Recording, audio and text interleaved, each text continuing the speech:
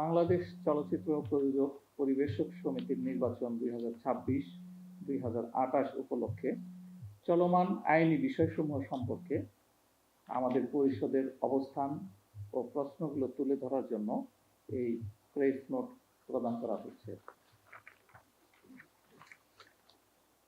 উজ্জ্বল লিপু পরিষদের পক্ষ থেকে আইনের ব্যাখ্যা প্রদান করছি আমি, সাধারণ সম্পাদক পদপ্রার্থী কামাল মোহাম্মদ কিবরিয়া লিপু। আমাদের পক্ষ থেকে নিম্নোক্ত আইনি বিষয়গুলো সাংবাদিক সমাজ ও সংশ্লিষ্ট সকলের অবগতির জন্য উপস্থাপন করা হচ্ছে। 1 নম্বর, গঠনতন্ত্রের 3 মেয়াদ সংক্রান্ত বিধান।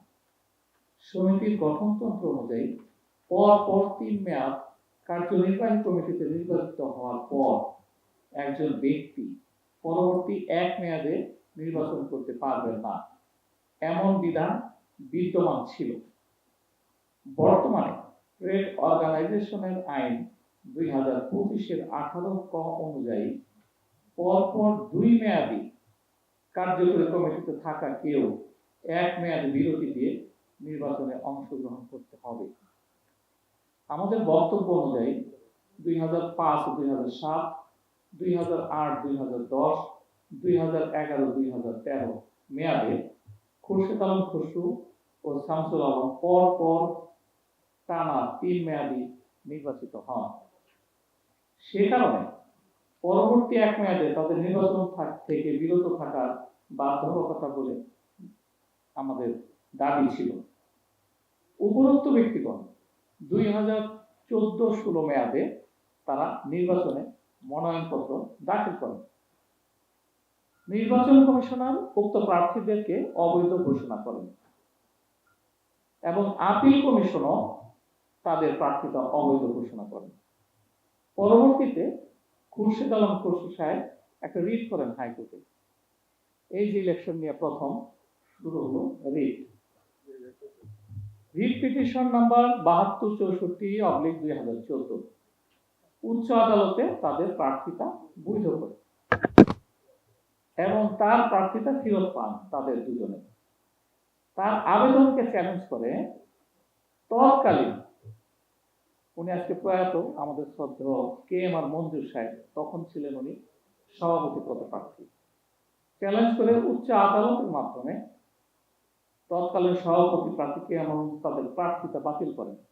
তাহলে দেখেন, একটা প্রথম নির্বাচন কমিশনার বাতিল করলো, আপিল বোর্ডও বাতিল করলো, উনি সেটার এগেইনস্টে গেলেন কোথায়? হাইকোর্ট। হাইকোর্টের রিটে হয় কি, এক পক্ষ তো অনুপস্থিত থাকে, অনেক সময় একটা রায় আনা যায়, সাথে সাথে তখনকার যে সভাপতি পদপ্রার্থী ছিলেন KMR মঞ্জুর সাহেব, উনি সেটার সাথে সাথে গিয়ে অ্যাপিলেট ডিভিশনে সেটাকে রহিত করেন, তার মানে তার প্রার্থিতা রইল না। এরপর একজন প্রযোজক দেখেন চলে গেল 2012 নির্বাচন শেষ, আসলো 16-18 নির্বাচন। 16-18 নির্বাচনে একজন প্রযোজক নাসিরউদ্দিন আহমেদ, এই 2 জন প্রার্থীর প্রার্থিতার বিরুদ্ধে উচ্চ আদালতে রিট পিটিশন দায়ের করেন, যার নাম্বার 5996/2016। উনি কেন করলেন আমি বলি আপনাদের, অনেকে পূর্ণ এখানে আছেন, ওই সময় বারবার নির্বাচন বন্ধ হচ্ছে বিধায় একজন প্রযোজক করলেন কি, এটার একটা ফয়সালা হওয়া দরকার। আপনি ইলেকশন দিবে, অনেক টাকা খরচ হবে, আপনি প্রার্থিতা দাখিল করবেন, আর বাতিল হবে, আবার যাবেন, আবার উনি হাইকোর্টে একটা রিট পিটিশন করলেন, যার নাম্বার 5996।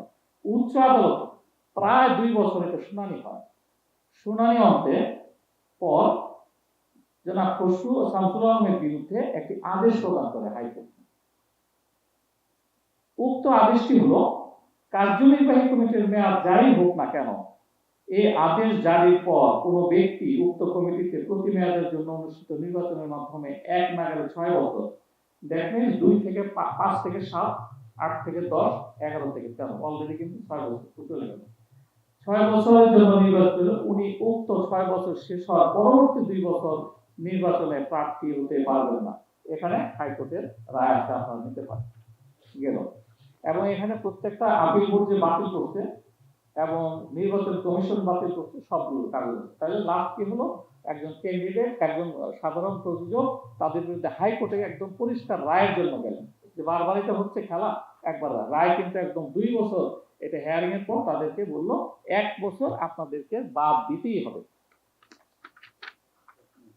এরপর একটা নির্বাচন আসলো 19-21 মেয়াদ।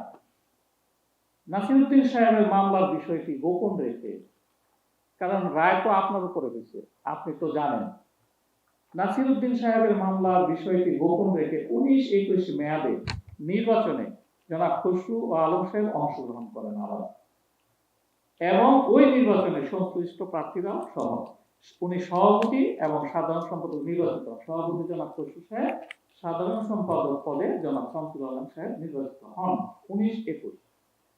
15 মাস পর এই কমিটিটা কিন্তু রান করতেছিল।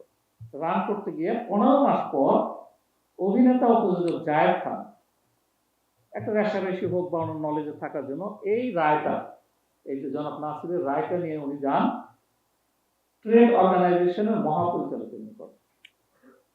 এই অভিযোগ দায়ের করেন যে এরা অবৈধ ক্যান্ডিডেট, তারা কিভাবে নির্বাচিত হলো এবং তাদের বৈধতা নেই। তার অভিযোগের ভিত্তিতে একজন ডিএস, সেটা হচ্ছে একজন উপ সচিব, উনি তদন্ত করলেন। এফডিসি আসলেন এবং প্রযোজক সমিতিতে কাগজপত্র চেক করলেন, এবং আমাদের একজন ক্যান্ডিডেট এখন ছিলেন জনাব লিটন, ওনারা একটা বক্তব্য নিলেন। উনি স্বীকারোক্তি দিলেন যে হ্যাঁ, আমরা হাইকোর্ট দ্বারা বাড়িত, আমাদের নির্বাচন করার অধিকার নেই। তখন লিটন সাহেব আমাদের ওই কমিটিতে ছিলেন না, যে কারণে উনি সহজে দিয়ে দিলেন। আচ্ছা, অভিযোগের তদন্ত পর্যালোচনা করে পুরো কমিটিটাই বাতিল করে দিল। 19-21 দেখেন, পুরো কমিটিটা 15 মাস চলার পর আর মাত্র কয়েক সময়, কিন্তু অবৈধ, এটা হাইকোর্টের রায়, এটা তো গোপন করলেও যেদিন প্রকাশ্যে আসবে যে কোনো লোক এটা একদিনও রাখতে পারে না।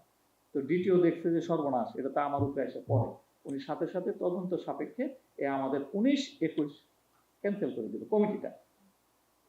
পরবর্তীতে আবার সেই প্রশাসক আবার ডিক্লেয়ার করলেন 22-24 নির্বাচন। 22-24 নির্বাচন ঘোষণা করেন। আপনাদের নলেজে আছে, অনেকে আছেন, তখন কিন্তু ইন্ডাস্ট্রিতে ছিলেন চেয়ারম্যান সাহেব, অনেক বড় প্রডিউসার, এবং উনি একাধিক ছবি নির্মাণ করেছিলেন এবং তার অনেক ভোটার ছিল। উনি প্রেসিডেন্টের পর্যায়ে ইলেকশন করবেন এবং ক্যাবিনেট দেন, এবং তার ভোটারের সংখ্যা ছিল অনেক বেশি। এটা হচ্ছে 22-24 মেয়াদ। এই 22-24 মেয়াদেও এখানেও জনাব খুরশেদ আলম খসরু, শামসুল আলম প্রার্থী হিসেবে মনোনয়ন দাখিল করেন। নির্বাচন কমিশন ওনাদের মনোনয়ন বাতিল করবে। একই জিনিস, কারণ নির্বাচন কমিশন যখনই দেখবে যে একজন লোক পরপর 3 বার নির্বাচিত, হাইকোর্টের রায়, উনি তো এটাকে দেবে না, উনি কিন্তু প্রথমেই বাতিল করবে। উক্ত দুজন আপিল কমিশনে আবেদন করবে, আপিল বোর্ড ওনাদের মনোনয়নপত্র বাতিল করবে। দেখেন, প্রাথমিক এবং আপিল দুইটাতেই কিন্তু ওনারা দুইজন বাতিল হলো, নির্বাচন চলমান। কিন্তু তখন ওনারা আবার গেলেন ট্রাইব্যুনালে, একটার পর একটা স্তর তো আছে, ওনারা গেলেন এফবিসিসিআই ট্রাইব্যুনালে। ট্রাইব্যুনাল তাদেরকে শর্ত সাপেক্ষে একটা পয়েন্টে দিল যে যদি সমিতির যারা একটা জেনারেল মিটিং দেখাইছিল, তারা যে এখানে বলা হয়েছিল একাধিক নির্বাচন করতে পারে, কিন্তু ওইটা বৈধতা ছিল না, কারণ ওই জেনারেল মিটিং এর কপি দ্বিতীয়র কাছে পৌঁছতে আবার তারা ইলেকশন থেকে বাতিল হয়ে গেছিল 19-21, যে কারণে ওই আইনটা কার্যকর হয় নাই। ওই শর্ত সাপেক্ষে ট্রাইব্যুনাল তাদেরকে দিল। কিন্তু নির্বাচন বোর্ড দেখলো, মোহাম্মদ জসিম নামে একজন জয়েন্ট সেক্রেটারি ছিলেন দায়িত্বে নির্বাচন বোর্ডের, উনি দেখলো এই অবস্থায় আমি একটা ঝুলন্ত অবস্থায় একটা ট্রাইব্যুনালের রায়ে আমি তো নির্বাচন করতে পারি না, কারণ দুইটা নির্বাচন বোর্ডই বাতিল করছে, প্রথম নির্বাচন বোর্ড, আপিল বোর্ড। কথা কিন্তু একটাই, দেখেন 3 বার 3 মেয়াদ তখনও কিন্তু চলমান। 22 সনে গভর্নমেন্ট আরেকটা আইন পাশ করলেন, যেটা হচ্ছে 25-এ পাচ্ছেন, পরপর 2 বার, 3-এরটাতেও বাতিল, যদি 2টাতে 25 সনে আসলো। 22-এ কি হলো, 22-এ প্রায় যখন উনি নির্বাচন বাতিল করলেন বা স্থগিত করলেন বলতে পারেন, চেয়ারম্যান এই জটিলতার জন্য 17/8 আগস্ট মাসের 17 তারিখ 22 সনের তারিখে নির্বাচনটি স্থগিত করেছেন। এখানে সব কাগজ আছে। খুরশেদ আলম খসরু সাহেব প্রায় 1 মাস পর নির্বাচন কিন্তু স্থগিত হয়ে গেছে, 1 মাস পরে গিয়া আবার উচ্চ আদালতে গেলেন। উচ্চ আদালতে গিয়ে একটা রিট করলেন ওনার প্রার্থিতার জন্য, এবং সেই রিটে উনি পেলেন। পেয়ে কি লাভ হলো? ইলেকশন তো শেষ, 22-24 ইলেকশন তো শেষ, উনি ওটা রেখে দিলেন, ওই অর্ডারটা রেখে দিলেন। এখন শুধু 22-এ একটা কথা বলতে, শুধু 22-24 মেয়াদের নির্বাচনে 10টা রিট পিটিশন হয়েছে, মামলা হচ্ছে হাইকোর্টে, 10টা, যার 6টা জনাব খুরশেদ আলম খসরু সাহেব করেছেন, আর 4টা করেছেন 2টা আতিকুর রহমান লিটন ওই ভোট সংক্রান্ত, একটা করেছেন নাদির চৌধুরী, তখন উনি ছিলেন চেয়ারম্যান সাহেবের প্যানেলে। তাহলে জিনিসটা কি দাঁড়ালো, যে একটা 10টা রিট পিটিশন হতে পারে একটা সমিতির এক মামলায়, তার 6টায় খুরশেদ আলম খসরু সাহেব, এখানে কাগজ আছে, লিস্ট গেল। 22-এর শেষ চলে গেল, সবাই যার যার ঘরে ফিরে গেল। আবার আমরা প্রশাসকের কাছে অনুরোধ করতে করতে করতে করতে আর কত, অলরেডি তো 14 বছর চলে গেল। আমরা 26-28 একটা নির্বাচনের অনুরোধ করলাম। উনি আপনারা জানেন অনেকে মগবাজার একটা চাইনিজ হোটেলে ডেকে সবাইকে বুঝাইলো যে আইনের মাধ্যমে নির্বাচন করতে হবে, আপনারা যদি এরকম করেন তাহলে আর কোনোদিন নির্বাচন হবে না। উনি প্রত্যেকটা আইনের যে রিটের মামলাগুলোর যে ব্যাপার, উনি সবগুলো বাণিজ্য মন্ত্রণালয় থেকে চেক আপ করলেন। এখানে নির্বাচন কোনো বাধা নেই, এখানে বাধাই হচ্ছে প্রতিবারই ক্যান্ডিডেট, বৈধ ক্যান্ডিডেট, অবৈধ। একটা কথা বলি আপনাদের, 13 সনের প্রেসিডেন্ট ক্যান্ডিডেট ছিলেন কে? KM মঞ্জুর, আপনারা জানেন উনি সাবেক প্রেসিডেন্ট অনেকবার, সে আমল, তাহলে ওনার সঙ্গে বিরোধিতা। তারপরে আসলেন 16-তে, তখন জাজ মাল্টিমিডিয়া সহ নাসিরুদ্দিন দিলুকে একটা ক্যাবিনেট দেওয়া হয়েছিল, ওনার সঙ্গে বিরোধিতা। 22-এ আসলো সেলিম চেয়ারম্যান সাহেব, উনি একটা ক্যাবিনেট তৈরি করছিল, ডিপজল সাহেব সহ ইত্যাদি, এখানেও বিরোধিতা। তাহলে তার প্রতিপক্ষ কয়জন? এই পর্যন্ত কিন্তু আমরা 3-4 জন পেলাম। ঘুরে ফিরে একটাই নির্বাচন হচ্ছে না কেন?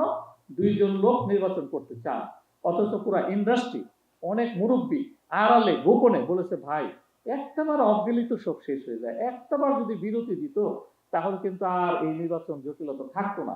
এই পর্যন্ত প্রযোজক সমিতিতে 5 বার 10 বার নির্বাচন হয়ে যেত। গেল 22-এ শেষ, আসলাম 26। প্রশাসক সাহেব ডাকলেন, সবাইকে বললাম, ভাই কোনো নির্বাচনে মামলা টামলা হবে না, আপনি দেন। 26-এর নির্বাচনে ডিক্লেয়ার করা হলো, সবাই মনোনয়নপত্র দাখিল করলাম। আপনারা জানেন এখানে কিছু নাটকীয় বিষয় আছে, বাদ দেন।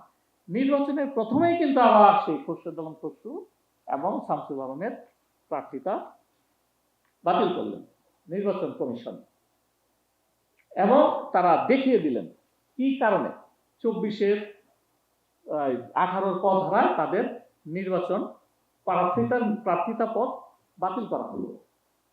স্বাভাবিক তারা আপিল করবেন, তারা আপিলে গেলেন। আপিল বোর্ড হেয়ারিং করে, 3 জন মহিলা এখানকার আপিল বোর্ডে, তারা হেয়ারিং করলেন একটা শুক্রবারে প্রযোজক সমিতির অফিসে, অফিসিয়াল ডে না, তবু করলেন, আচ্ছা করুন। করার পর তারা রোববার হঠাৎ দিলেন যে তারা বৈধ। আমরা সাথে সাথে চিঠি দিলাম যে তারা যে বৈধতা পেল আমাদেরকে জানানো অন্তত, কারণ যখন অবৈধ করা হয়েছে তখন কিন্তু পাশে লেখা আছে কেন তাদেরকে প্রার্থিতা অবৈধ করা হলো। ওনারা কোনো জবাব দেবেন না। মিস্টার কবির চিঠি দিলেন, আমি চিঠি দিলাম প্যানেলের পক্ষ থেকে, উজ্জ্বল ভাই চিঠি দিল, তাদের বারবার বলতেছে আপনারা শুধু এই পয়েন্টটা দেন, কি পয়েন্টে তাদের বৈধ করা হলো। তারা বলে না এটা আমরা দেব, নির্বাচন করেছে। এই করতে করতে যখন সময় ক্ষেপণ হচ্ছে, আমরা চলে গেলাম ট্রাইব্যুনালে। আশরাফুদ্দিন উজ্জ্বল সাহেব তখন ট্রাইব্যুনালে একটা আবেদন করলেন যে আপিল বোর্ড যে দিচ্ছে তারা আমাদেরকে জানাচ্ছে না একটা লোককে কিভাবে বৈধ হলো, এত বছর যাবত অবৈধ হয়ে আসতেছে, এবং নতুন আইন হয়েছে 2025-এ, যে আইনে আরো পারে না, মানে 25-এর আইনে কোনোভাবেই তারা নির্বাচন করতে পারবে না পর 2 বার। আপিল বোর্ডে যখন ট্রাইব্যুনালে আমরা ঢুকলাম, হঠাৎ করে একটা কাগজ বেরোলো, কোনটা জানেন? সেই 22-24-এর একটা কাগজ। আমাদের উকিল দেখে বলল এটা অকার্যকর, ইনফ্যাক্টুয়াস, কারণ হচ্ছে তৎকালীন কাজের জন্য এই রায়টা দিছে, 22-24 ইলেকশনের জন্য এই রায়টা, এটা তো এসে 26 সনে হতে পারে না। এখন তো নতুন বোর্ড, নতুন ভাবে, এই নিয়ে একটা দ্বিধাদ্বন্দ্ব হলো। আপিল বোর্ড আবার ডেট দিল, ট্রাইব্যুনাল বললো যে আমাদের এটা দেখার বিষয় আছে। ওনারা আরো 7 দিন সময় কিল করলেন, করে সেই 3 তারিখে রায়ের দিন ধার্য করলেন। তারা বললো একটা কথা যে দেখেন আপনাদেরকে কি বলবো, এই বাংলা শব্দটা ব্যবহার করেছেন চেয়ারম্যান ট্রাইব্যুনাল, আপনাদের এই সমিতিটা মামলায় মামলায় ক্ষত বিক্ষত হয়ে গেছে। বাংলাদেশের কোনো সমিতি নাই, এত মামলা আছে। আমি নিজে ট্রাইব্যুনালের একজন চেয়ারম্যান, ওনাদের কেউ থাকতে পারে, আপনারা জিজ্ঞাসা করবেন, এই শব্দগুলি ব্যবহার করেছিলেন যে মামলায় মামলায় আপনাদের এই সমিতিটা ক্ষত বিক্ষত হয়ে আছে। হাইকোর্টের এত রকম রায়, আমরা কোনটা নেব? আমরা এখন যেটা দেখছি 22 সনের একটা আর্জি ওনারা দিচ্ছে এবং ওনাদেরকে বলল যে আপনারা 22 সনের রায় পেয়েছেন, তাহলে এটা আপনারা ডিসপোজাল করেননি কেন? আপনারা এটা নিয়ে পকেটে নিয়ে বসে আছেন কেন? যখন 26 সনে ডিক্লেয়ার হলো ইলেকশন, আপনারা এটা দিলেন না কেন? যখন আপনারা বাদ করলেন, ঠিক ওই মুহূর্তে আপনারা এই কাগজটা বের করে দিলেন। এখন যেহেতু একটা হাইকোর্টের একটা রায় অকার্যকর হলেও আমরা এটাকে ডিফাই করতে পারছি না, সুতরাং আমরা এখন কোনো নিষ্পত্তি করতে পারবো না। এই রায়টা হাইকোর্ট থেকে ক্লিয়ার করে আসেন, তাহলে আমরা একটা ডিসিশন দিতে পারবো তারা প্রার্থিতা পাবে কি পাবে না, বলে তারা ছেড়ে দিল। এটা ডেট অফ 3rd। উজ্জ্বল ভাই পরের দিন 4 তারিখ, দেখেন মাত্র একদিন বাকি, 4 তারিখে দৌড়ায় গেলেন দ্বিতীয় কাছে যে ভাই এটা কি, নির্বাচন 8 তারিখ, এই প্রার্থিতা অবৈধতা, আমি এই প্রার্থীকে যদিও আমি নিয়ে আজকে অ্যালাউ করি, আজকে যদি নির্বাচন হয় 1 মাস পরে মামলা করে আবার এই কমিটি 19 সালের মতো আবার বন্ধ হয়ে যাবে, এর গ্যারেন্টি কে দিবে আপনারা বলেন? তখন দ্বিতীয় সাহেব মুখ গম্ভীর করে বসে আছে, বলে আমি কি করব, এটা তো আমরা দেখতে পাচ্ছি। এখন আপনারা একটা কাজ করেন, এটা আনঅফিসিয়াল। উনি বললো আপনারা হাইকোর্ট চলে যান। তা আমরা বললাম কালকে 5 তারিখ বন্ধ, সরকারি ছুটি 5ই আগস্ট, আর থাকে 6 তারিখ বৃহস্পতিবার, এরপরে 7-8 বন্ধ, নির্বাচন তো হয়ে যাবে। এরকম নির্বাচন তো আমরা করতে পারবো না। আর প্রতিবার এরকম নির্বাচন করলে সেই 19 সনের একদম ক্লিয়ার আছে। আপনারা একটা কথা বলেন, 1900তে একটা নির্বাচিত কমিটিকে বাতিল করলো কোন রাইটে? এটা একটা আইনগত রাইটে তখনকার আমলে। এটার বিরুদ্ধে তো তারা কিছু বলে নাই, তারা চুপচাপ করে সয়ে গেছে। তখন আপনারা জানেন আমরাও সেই কমিটিতে ছিলাম, আমি সিনিয়র ভাইস প্রেসিডেন্ট। এখানে অনেক সাংবাদিক নিয়ে বলছে, পুরা 19 জন লোক বলছে যে 2 জন লোকের জন্য একটা কমিটি বাতিল হবে কেন? যে 2 জন লোক বৈধ না তাদেরকে ইমপিচমেন্ট করা হবে, কমিটিকে কেনে ইমপিচমেন্ট করা হবে। কিন্তু ওনাদের কথা হচ্ছে যে না, হয় নতুন ইলেকশন দিতে হবে, এইভাবে হয় না 2 জনকে, এই টোটাল ব্যাপারটাই, কারণ তারাও তো এখানে ভোট প্রয়োগ করছে, তারাও তো ক্যান্ডিডেট লোকে দিছে, এই জন্য আমরা যুদ্ধ করে পারলাম না, আমরা অফ হয়ে গেলাম। এখানে ঢুকলো চেয়ারম্যান সাহেব, 22-এর ব্যাপারটা তো বুঝলেন। একটি 22-24 ইলেকশনের জন্য 10টা রিট মামলা হয়েছে, 10টা এখানে আছে।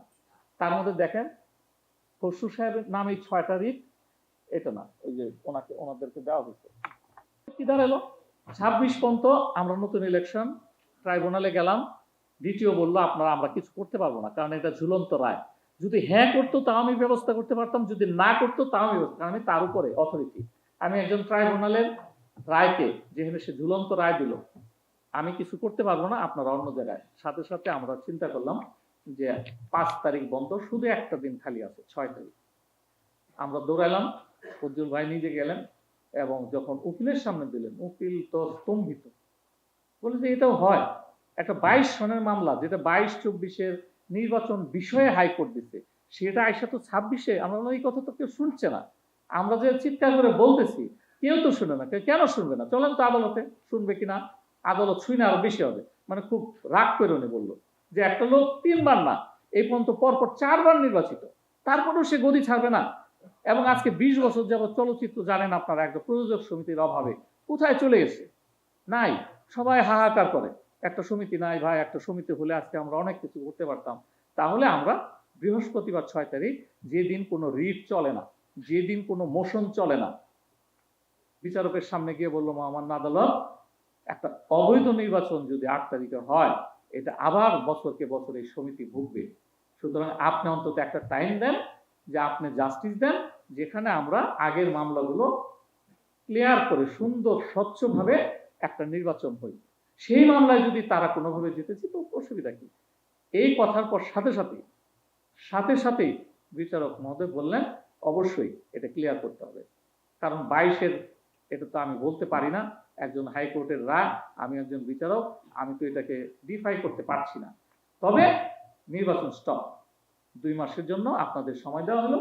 এই 2 মাসে ওই যে 22-এ ওরাও ছিল, ওনার যে পার্টি ছিল, 2 পক্ষই শুনানি করছে, ওনাদের লোক ছিল, উকিল ছিল, তারপরে বলে দিল যে আপনারা 2 বছর 2 মাসের মধ্যে এগুলো ক্লিয়ার করবেন। এখন আমাদের কথা হচ্ছে